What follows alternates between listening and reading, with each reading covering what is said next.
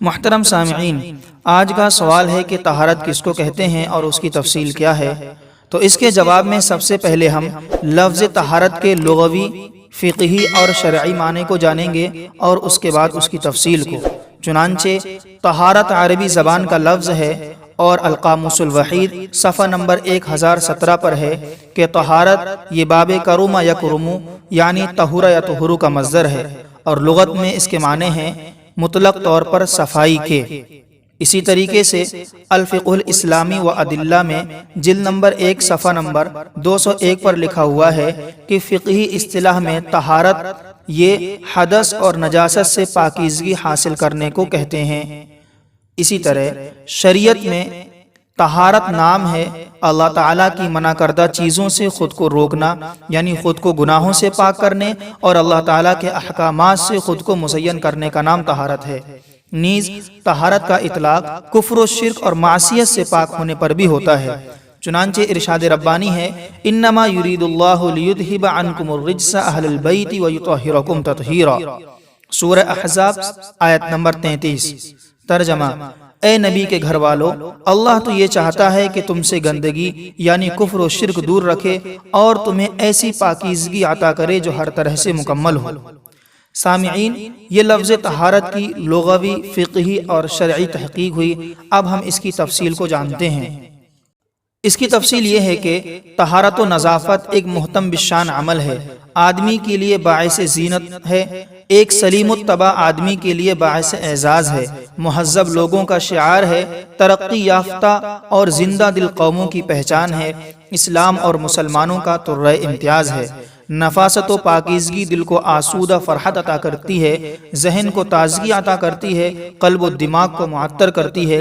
صفائی ستھرائی کا اہتمام کرنے سے انسان کو خوشی حاصل ہوتی ہے اور طہارت حفظان صحت میں بھی معین و مددگار ثابت ہوتی ہے۔ سامعین، اسلام انتہائی پاکیزہ مذہب ہے اور ہم سب مسلمان ہیں۔ یہ اپنے ماننے والوں کو طہارت و پاکیزگی کا حکم دیتا ہے۔ اللہ تعالیٰ نے بنی آدم یعنی انسانوں کو اپنی آخری نبی حضرت محمد مصطفیٰ صلی اللہ علیہ وسلم کے ذریعے زندگی کے مختلف پہلوؤں سے متعلق کتاب و سنت کی شکل میں جو احکام اور ہدایات عنایت فرمائی ہیں، اگر حقیقی معنوں میں ان پر عمل کر لیا جائے تو ہر شخص کا ظاہر و باطن، اس کا جسم و لباس، رہنے کی جگہ، گلی محلہ کوچہ، گھر بار، ماحول، حتیٰ کہ پورا معاشرہ سب پاکیزگی کے مظہر بن جائیں گے۔ طہارت کرنے والوں کو اللہ رب العزت بہت زیادہ پسند فرماتے ہیں۔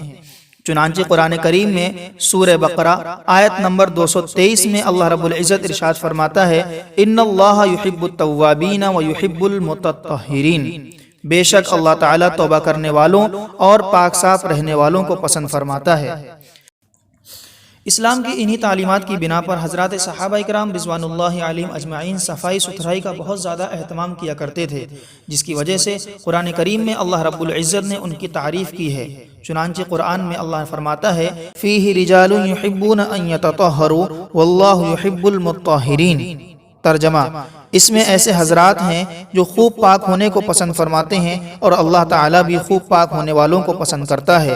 سورہ توبہ آیت نمبر 108۔ یہ آیت ان صحابہ کرام رضوان اللہ علیہم اجمعین کے بارے میں نازل ہوئی جو استنجا کرنے کے بعد مٹی کے ڈھیلے کے ساتھ ساتھ پانی کو بھی استعمال کیا کرتے تھے۔ اسی طریقے سے پاکی کے سلسلے میں ابو مالک اشعری رضی اللہ تعالیٰ عنہ سے روایت ہے کہ نبی کریم صلی اللہ علیہ وسلم نے ارشاد فرمایا الطہور شطر الایمان، یعنی پاکی آدھا ایمان ہے۔ اس حدیث کو امام مسلم علیہ الرحمہ نے بیان کیا ہے، حدیث نمبر 223، جس کی وضاحت میں شراح حدیث فرماتے ہیں کہ ایمان مکفر سیئات ہے، یعنی ایمان لانے کے بعد ایمان سے صغائر اور کبائر گناہ معاف ہو جاتے ہیں اور انسان کی زندگی بالکل صاف ستھری ہو جاتی ہے۔ اسی طریقے سے طہارت بھی مکفر سیئات ہے، یعنی جب انسان طہارت اختیار کرتا ہے، پاکیزگی حاصل کرتا ہے تو اس سے بھی گناہ معاف ہوتے ہیں۔ البتہ فرق صرف اتنا ہے کہ ایمان لانے کے بعد گناہ صغیرہ اور کبیرہ دونوں طرح کے گناہ معاف ہو جاتے ہیں، اور طہارت حاصل کرنے کے بعد صرف گناہ صغیرہ معاف ہوتے ہیں۔ الحاصل اسلام میں باطنی طہارت کے ساتھ ساتھ ظاہری طہارت پر بھی نہایت ہی اہتمام کیا گیا ہے اور بڑی تفصیل کے ساتھ طہارت کے احکامات کو بیان کیا گیا ہے۔ سامعین، ان امور کو ذکر کرنے کا مقصد صرف اسلام کے نظام طہارت و نظافت کی ایک جھلک دکھلانا ہے، ورنہ اسلام نے تو اپنے ماننے والوں کو زندگی کے ہر شعبے میں مکمل رہنمائی فرمائی ہے، اور اسلام سارا کا سارا پاکیزگی اور طہارت سے مرکب ہے۔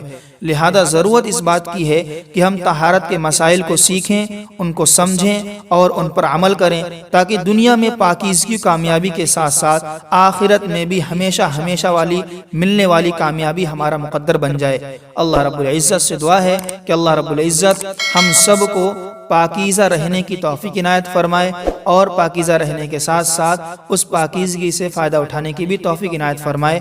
آمین یا رب العالمین۔